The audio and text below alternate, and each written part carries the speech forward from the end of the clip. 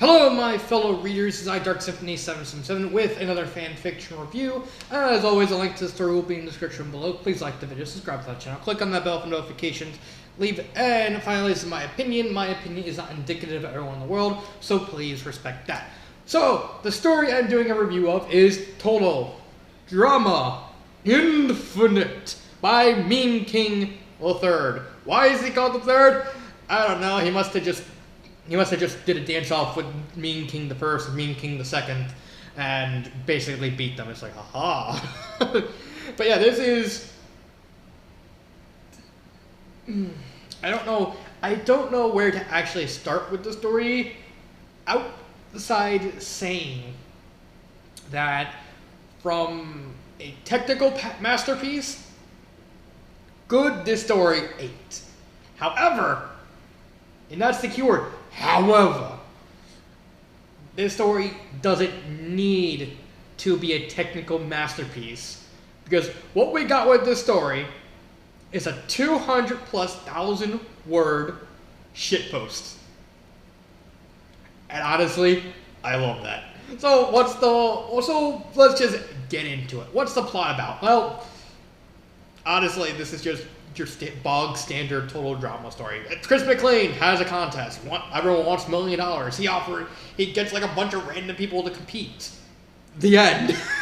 It still happens. Like, as much as like these stories can be entertaining or good or bad depending, plots will never be these type of stories. Good point, because this story is all about the characters, and honestly, that's where I think this story succeeded, is with the characters. It is such a weird and wacky group of characters. So I'm just gonna go through some of the characters that kind of stood out. I will leave one specific character for the end. Don't worry, author. I already told you who it is. So let's start with the big weird cast. This is just weird. So this is like so stupid, but it's so stupid in a good way. It's so stupid. So the first notable character, it's Rick Sanchez from Rick and Morty. I'm Dragon Rick! He's basically Rick. He's basically just a colossal douchebag. Just like, that's real life, kid. And he's so over the top and hilarious. I think. And let me actually talk about this for a second before I continue on with the characters. The general vibe of this story is basically what I think is the author, Mean King, took one look at what he wanted to do with this story, at the general look at the story. He looked at it, he realized this is stupid. And then he went on his internet. He went to YouTube. He went and binge watched shit posting for about 10 hours. And when he was done, he went back to the story. He looked at it again and said, I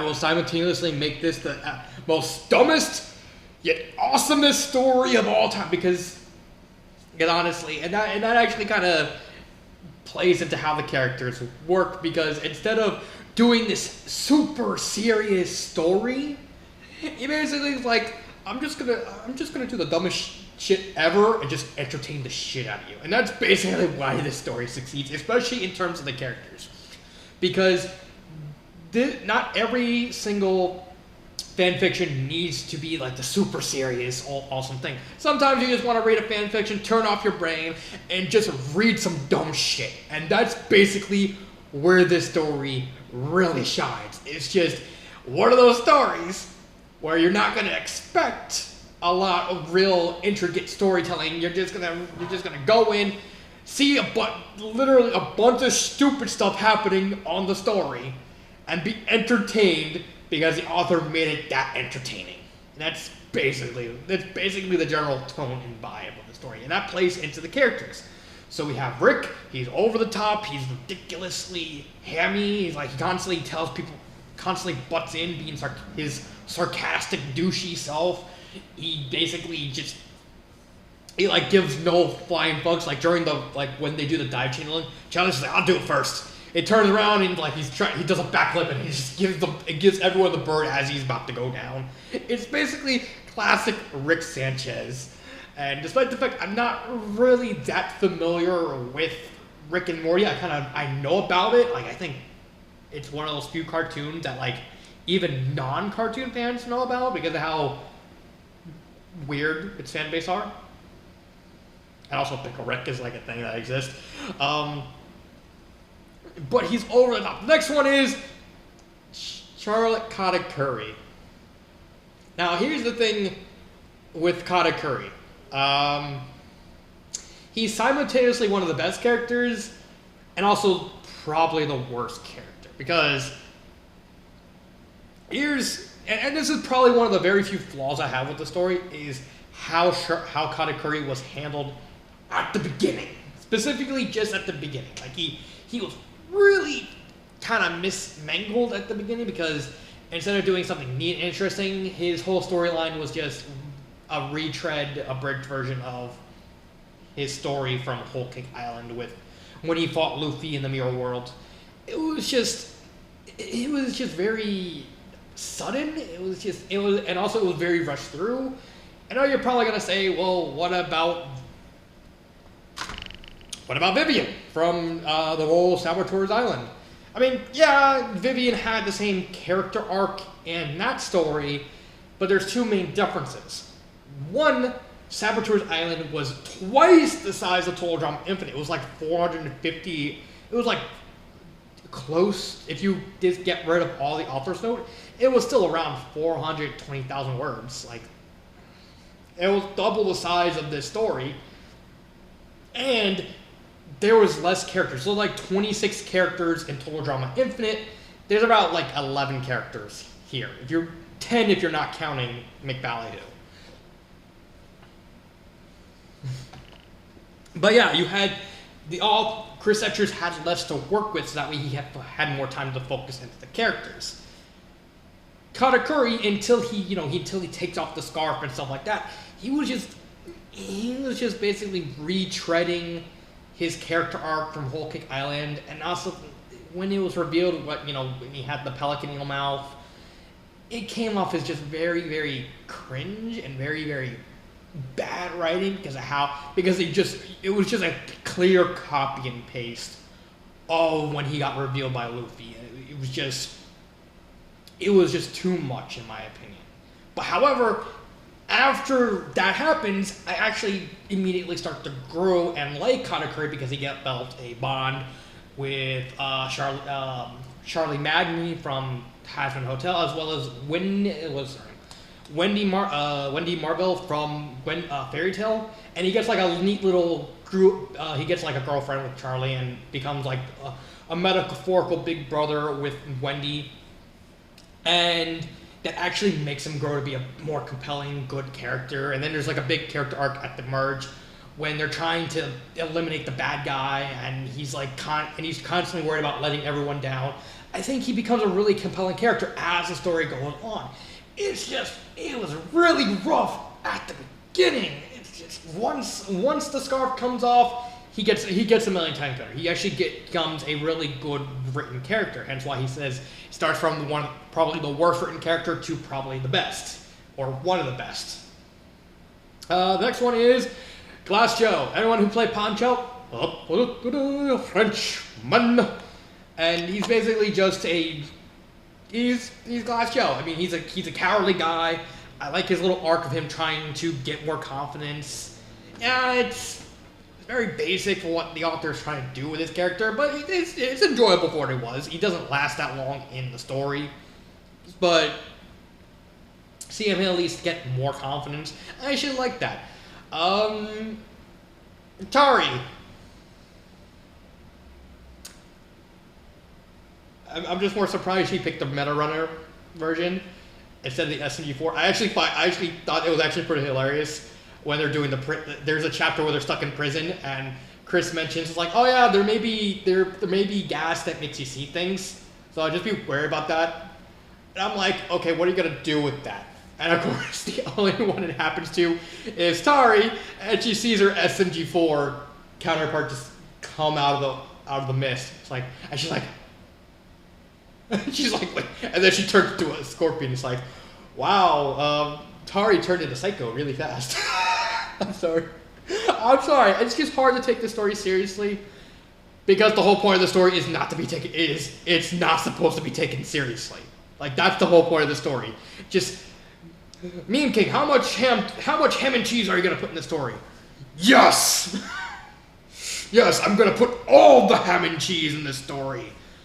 So this story is gonna be like completely batshit insane and not supposed to be taken seriously like any point at all. Yes.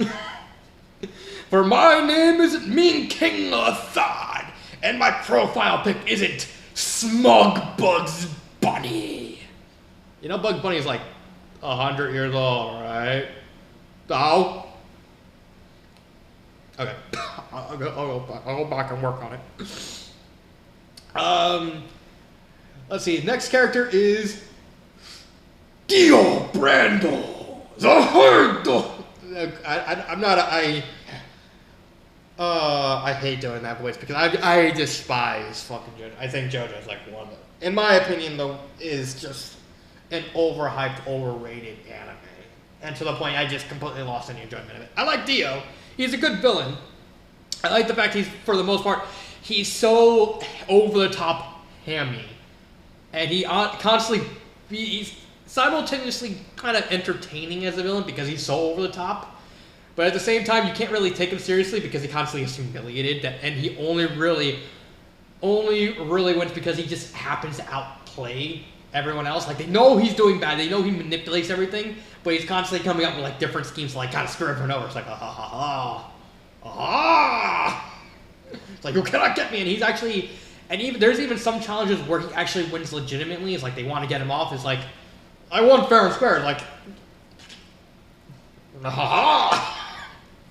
But he kind of does this very entertaining balancing act when it's like one moment he's just constantly getting humiliated by everyone, and then like the very next moment he proves like why he's Dio Brando, and he has the power of the Wado and stuff like that. He's just a very entertaining antagonist. Deadpool. What can I say about Deadpool?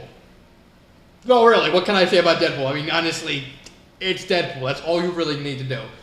Deadpool plus shitpost equals entertainment value. I mean, he's probably the biggest source of comedic relief in the story because he has time to like mess with the author. Unlike the previous review I did, this one actually works well the fourth wall break. Even throughout the entire story, the author just reads like random author's notes throughout it. And it makes sense because, well, it's Deadpool's involved. Like you're gonna do some wacky stuff and not risk the chance of Deadpool getting involved. It's like, aha, I'm Deadpool. I'm talking to you, author. It's like, go away, Deadpool. No. Let's see, who else? There's only like two other characters minus my favorite character is Wendy.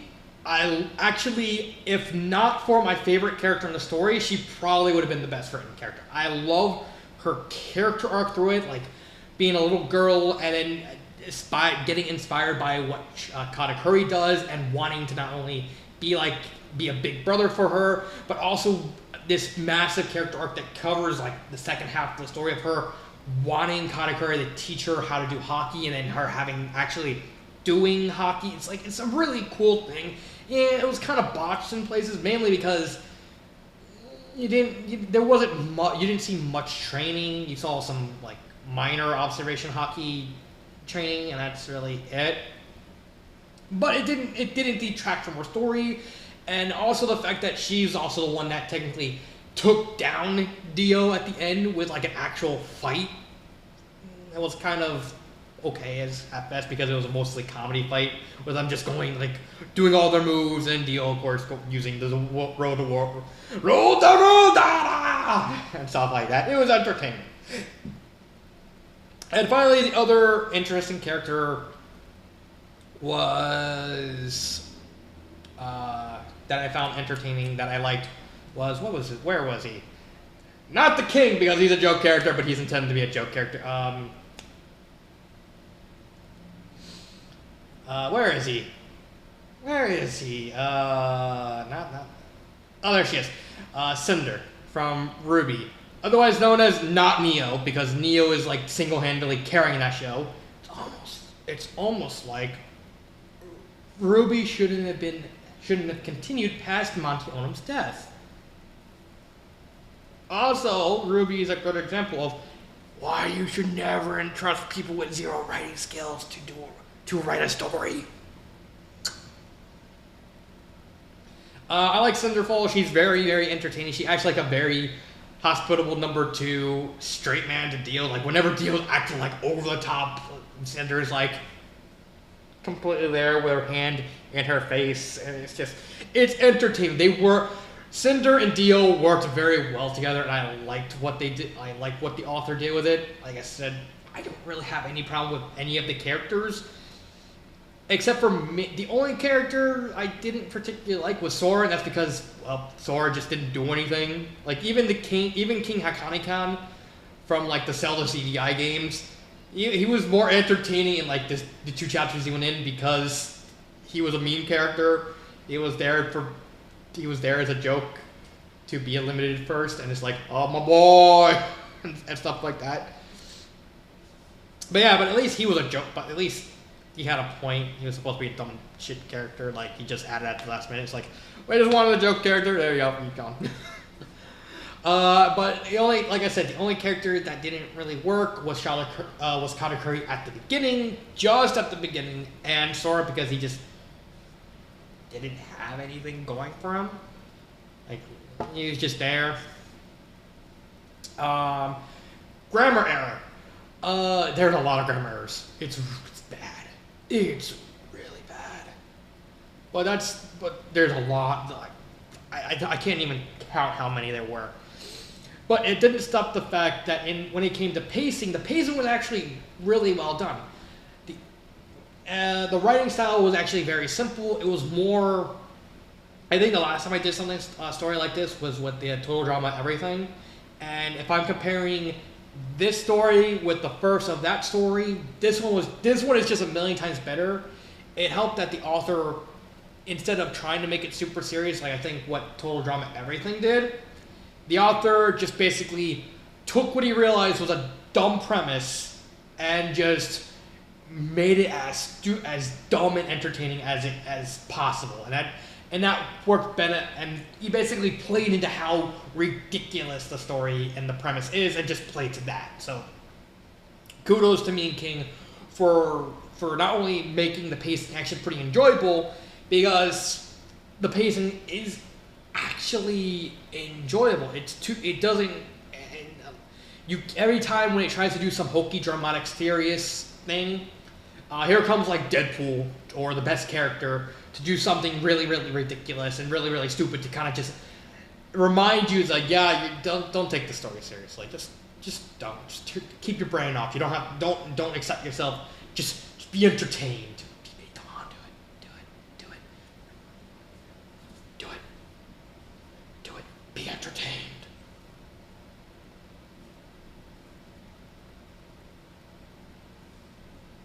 You're no fun. You're no fun.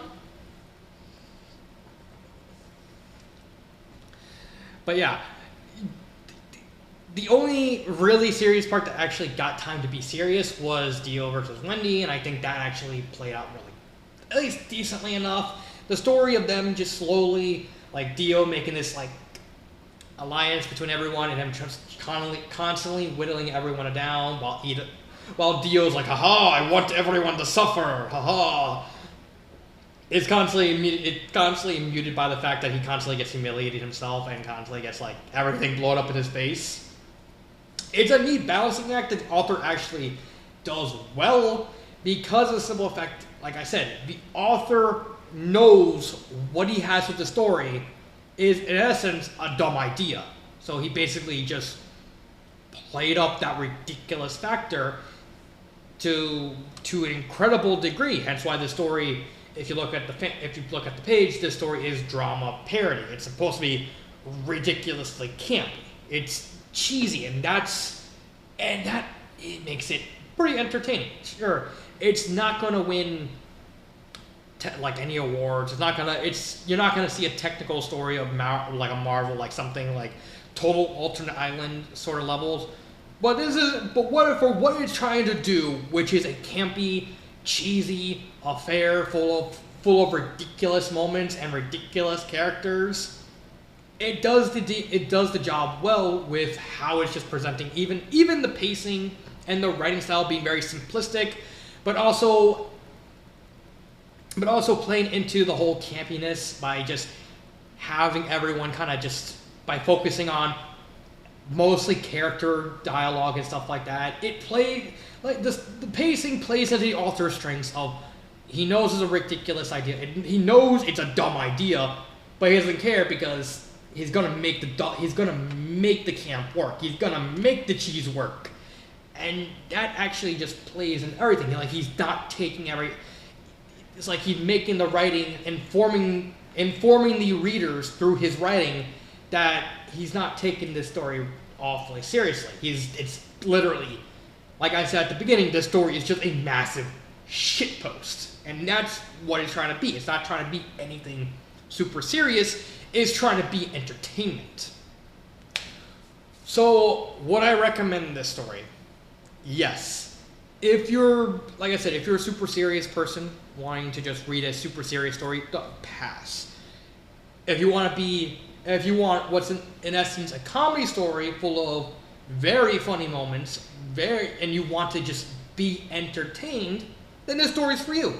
That's basically what the story is. The author knows what he's working with. He knows what he has. And instead of trying to go out of his comfort zone, he plays into what he's good with, which is just being an absolute meme lord. That's it. He's just like you have Deadpool doing the Fortnite default dance. Like that's it. Like that wins. Like having Deadpool just randomly do the default dance. See, it's just stupid, but it's entertainingly stupid. It's just fun. It's a fun story.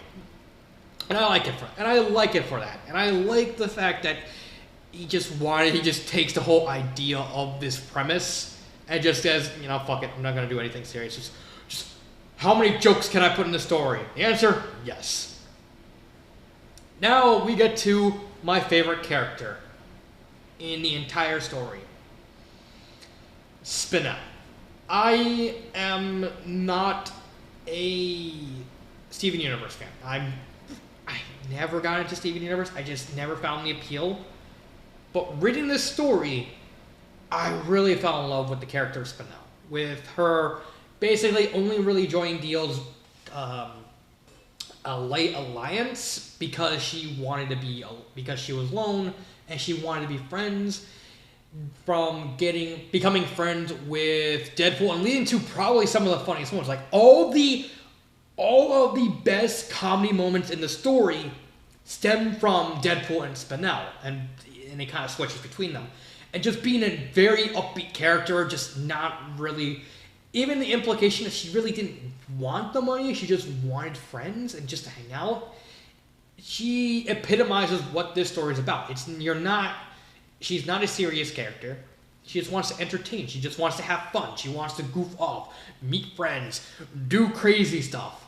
And even when she gets her heart broken by Deadpool because Dio Brando's, doing Dio Brando things, it becomes very relatable of her just completely becoming heartbroken. I think that was probably the only genuinely moment of drama of the story, and it works so well because the author made Spinel's character work so well. It was just so entertaining. It's like, yeah, even when she loses in like an entertaining way. Like when she gets eliminated, she loses because she's goofing off and turning her body into rubber and launching an 18-wheeler into space. Like, that's how she loses. She's just like, ha ha! And then she realizes, wait, I lost. But but I just really liked her character, and I liked everything what the author did with her. I think she was just an endlessly entertaining character and just a lot of fun. A lot of, like I said, all the best moments, all the most hilarious moments came from her and Deadpool. It was always switched between the two, and they had probably the most believable dynamic of them. Yeah, we had Charlotte Katakuri and Wendy. They had a really good dynamic too. Same thing with Dio and Cinder. Like, they had a good dynamic, but I think the best dynamic was Deadpool and Spinel, because it was just entertainment. It was just fun. So, what would I change about the story? There are two paths the author can take. If the author wants to keep the story as is, as mainly like a very comedic story, which I honestly think you should keep it as comedic story, he should clean up the grammar. He should honestly fix Katakuri's character at the beginning. I'm okay with him being stoic and acting very Katakuri-ish at the beginning, but I think the reveal of his mouth and they see they all see his mouth without the scarf, I think that was just really bad. I think maybe,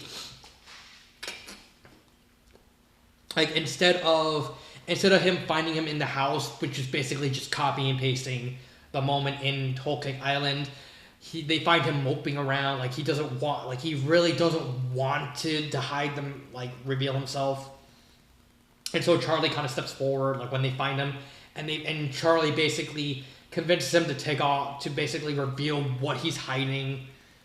And he's just very embarrassed and very scared of what everyone will think of him. But then Charlie manages to calm him down to the point where he just willingly lowers the scar. And then we get like Dio Brando being Dio Brando, and just, how you look like a pelican eel, and all that. I just simply think that would handle that way, instead of just copying and pasting the Whole Cake Island. It would just be better. It honestly would fit the story a little bit more, because instead of just finding him with his pants down, he would just be he would kind of willingly be asked to take off the scarf, and then, have it kind of play out with him, like, leaving the scarf off the rest of the game. The last thing I would change is the Pokemon challenge. I think that challenge, I don't like how that challenge was handled. It was very, very stilted. I honestly think instead of having it operate like a Pokemon, like the Pokemon battle on the Game Boy or something like that, it would be like the anime. Like, I honestly think that would be better. Either that, or you can easily do like a pet show sort of thing, where they actually have like several challenges and stuff like that. Or, they teach their or if you want to do something else, you can make it into a coordination battle, where they, instead of doing like actual fighting, they spend the day with the Pokemon, kind of get to know them, and teach and do like cool little tricks. It's like Teal's like the Pokemon talent show. Let's see what they can do and stuff like that. However, there is another route that the author can take. He doesn't have to do this, but the option is there if he wants to do this. So what he would do is he could also redo the story, like have two separate versions of the story. He could have this version as is, basically just a comedic story, but he can also redo the story as a more serious, dramatic, and leans more into the heavy and less on the comedy. I actually think there is some potential of that. Like, he has a comedic version and he has a more serious version. So that way different people can pick their poison. If they're into the more serious version, they can pick the more serious written version of it. If they just want to goof off, they read the more comedic version. And I think if he writes the more serious version, he really doesn't have to change anything, like, except for clean up the grammar and maybe change the scene of Katakuri taking off his scarf. But if he went the dramatic route, he doesn't have to change the characters. He doesn't have to change the challenges. Except for maybe the Danganronpa. I think if they did that, they probably would have to make the Danganronpa go. Excuse me. He probably had to make the Danganronpa challenge happen earlier, but other than that, he doesn't have to change anything. He doesn't have to change anything regarding the characters, the story, how the flow, whatever. Like, granted, he would have to change like the writing style of it. He would have to adopt a completely different writing style, and he would have to expand this. Like, if he made this like 500, 600,000 word dramatic, because there's simply just 24 characters, so there's much you can do with it. I can see that happening. I can see the idea of doing just a dramatic, like a more serious version of this story. Don't need to change the characters, because the characters are all written well, except for Sora. You probably have to do something with his character then. You can do. You don't have, like I said, with the challenges, the only challenge you would have to rework would be the Danganronpa. You can just easily just move that to earlier, or it's either move it earlier or just completely get rid of it. But something with the Danganronpa challenge specifically would have to change. You don't, like I said, you don't have to change the characters. You don't have to change the plot. You don't have to really change anything. You just need to clean up. You just need to make sure the grammar's okay. You don't really do as much comedy. You would probably have Deadpool and Spinel mainly as the comedic duo, because I do think, even in like a dramatic sense, they would actually work really well as a more comedy characters that just have that little bit edge to them. And I think it would actually be a very good story. Like I said, he doesn't really have to delete this story and just be like a pick your poison. And I think that would be cool. Like, honestly, he probably would need some help, because I'm not 100% sure he would be able to do it, because I think he's just more suited to writing comedy stories, which is why, like I said, I liked this story so much, because he knows what he's good at, he knows what he's working with, and he just played into that. But I don't know if he's able to really do dramatic stuff. Like, this is more just me questioning the author and stuff. Like, Meme King, I know you're subscribed to my channel. If you do the dramatic stuff, would you be able to do it?